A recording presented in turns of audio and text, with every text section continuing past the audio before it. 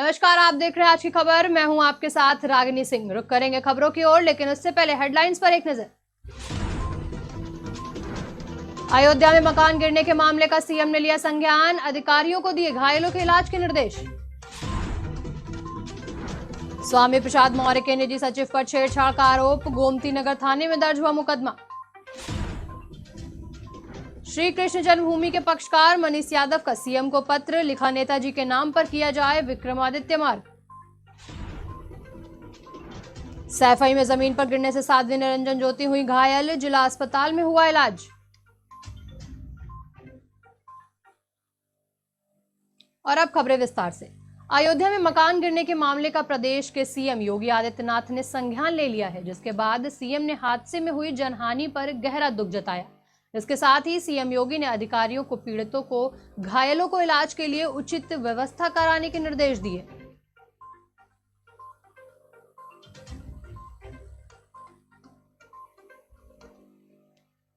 लखनऊ में सपा नेता स्वामी प्रसाद मौर्य के निजी सचिव पर गोमती नगर थाने में मुकदमा दर्ज हुआ।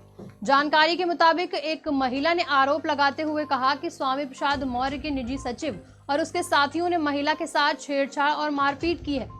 महिला का आरोप है कि ये सारी घटना स्वामी प्रसाद मौर्य के आवास पर हुई है।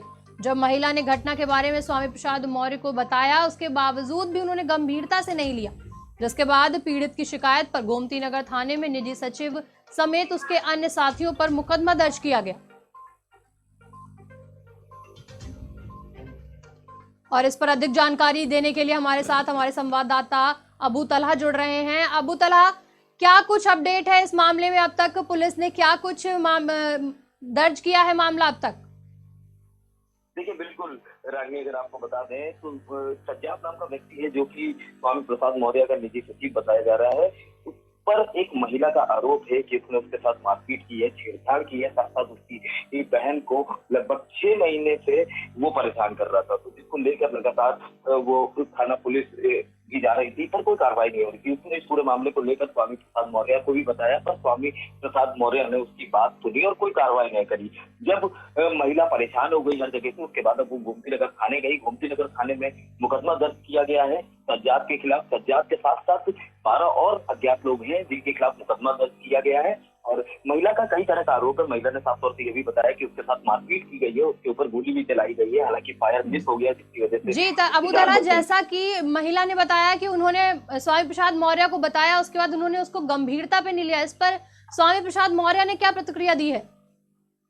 लेकिन स्वामी प्रसाद मौर्य का अभी तक आधिकारिक कोई बयान नहीं आया है, पर उनकी नॉलेज में ये पूरा मामला है।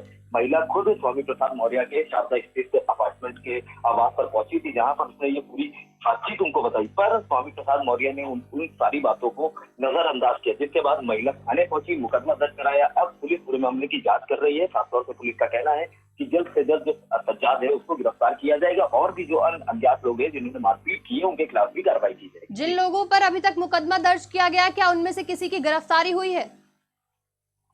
जी देखिए, बिल्कुल अभी तक किसी भी व्यक्ति की गिरफ्तारी नहीं हुई है। सज्जाद भी फरार बताया जा रहा है। 12 अज्ञात लोग हैं और शारदा अपार्टमेंट का जो गार्ड है शायद वो भी इस घटना में मिला हुआ है। तो अभी तक किसी की गिरफ्तारी नहीं हुई है। पुलिस लगातार प्रयास कर रही है, जो उनके नंबर है उनको ट्रेस कर रही है। स्वामी प्रसाद मौर्य का जो आवास है वहां पर भी पुलिस लगातार तफ्तीश दे रही है, पर अभी तक सारे आरोपी जो है वो फरार बताए जा रहे हैं। जानकारी देने के लिए धन्यवाद अबू। इस वक्त जिस हिसाब से बताया अबू तलहा ने कि एक महिला ने आरोप लगाते हुए कहा कि स्वामी प्रसाद मौर्य के निजी सचिव और उनके साथियों ने महिला के साथ छेड़छाड़ और मारपीट की है, जिसको लेकर अब मामला पुलिस के संज्ञान में है।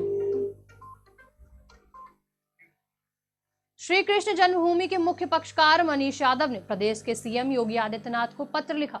उन्होंने अपने पत्र में कहा कि नेताजी का पूरा जीवन विक्रमादित्य मार्ग पर बीता है, इसलिए इस मार्ग का नाम नेताजी के नाम पर रखा जाए।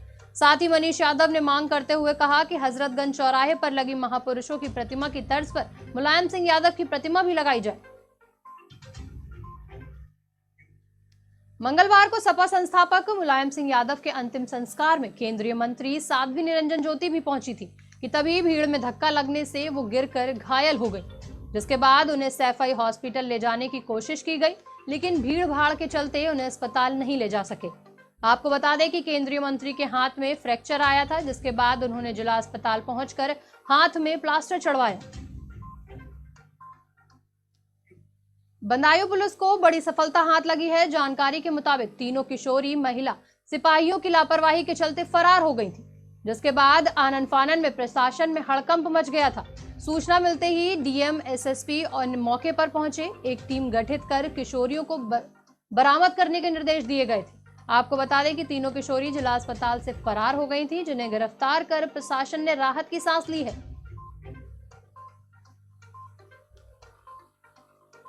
जनपद बदायूं के वन स्टॉप सेंटर से आज प्रातः 3 पीड़ित बालिकाएं जो वहां पर रखी गई थी, उनके भाग जाने का एक मामला आया था, जिसके संबंध में वरिष्ठ पुलिस अधीक्षक महोदय द्वारा इसमें टीमें लगा करके उनकी खोजबीन प्रारंभ की गई थी।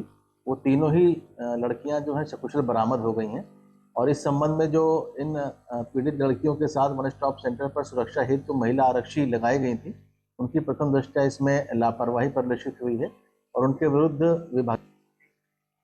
यूपी में औरैया के दिव्यापुर थाना क्षेत्र में एक अजीबोगरीब मामला सामने आया, जहां एक महिला को सांप ने काट लिया तो परिजन सांप लेकर अस्पताल पहुंच गए। जानकारी के मुताबिक पिंकी देवी अपने घर में कुछ सामान निकाल रही थी कि तभी उनको सांप ने काट लिया, जिसके बाद आनन फानन में परिजन उसे सीएचसी ले गए, जहां डॉक्टर ने उनसे पूछ लिया कि कौन सा सांप काटा है।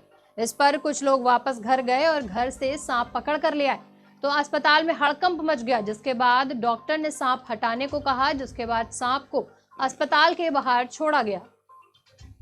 लड़कों ने रास्ते में बताया कि तुम्हारी आंटी को सांप ने काट लिया है।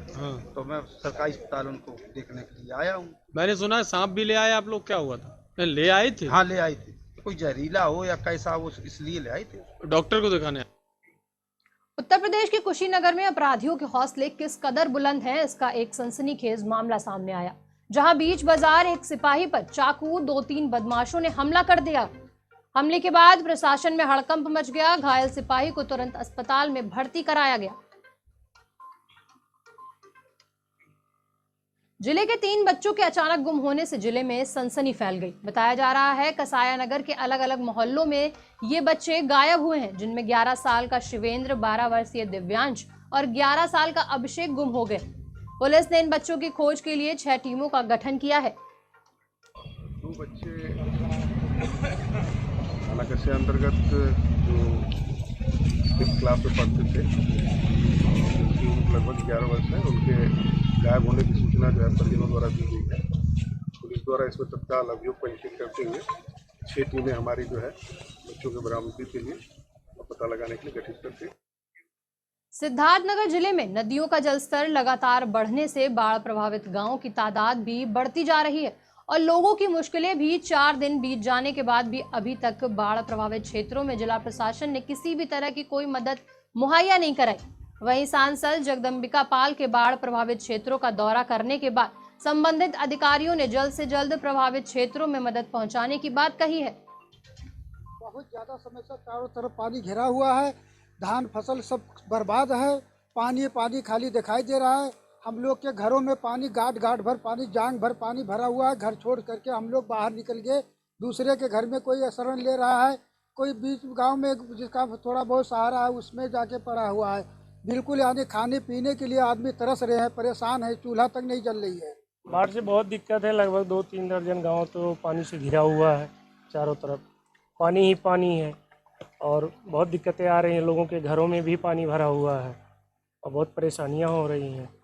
अभी तक कोई प्रशासन की कोई व्यवस्था नहीं है, ना कोई पूछने आया। आज माननीय सांसद जी करीब 4 दिनों के बाद आज उनका दौरा हुआ है और वो बाढ़ राहत क्षेत्र में दौरा कर रहे हैं। सीएम योगी आज गोलाघाट स्थित अम्मा जी मंदिर में आदि रामानुजाचार्य भगवान की मूर्ति स्थापना समारोह में शामिल हुए।